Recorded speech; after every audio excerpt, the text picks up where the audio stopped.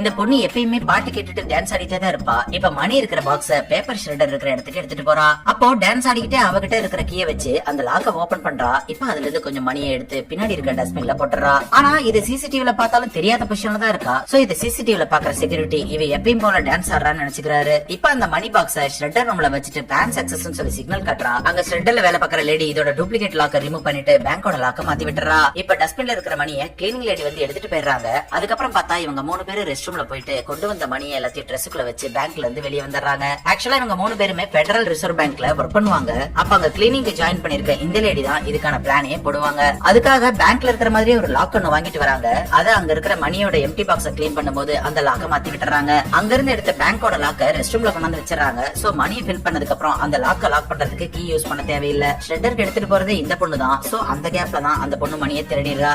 Because money is always ultimate.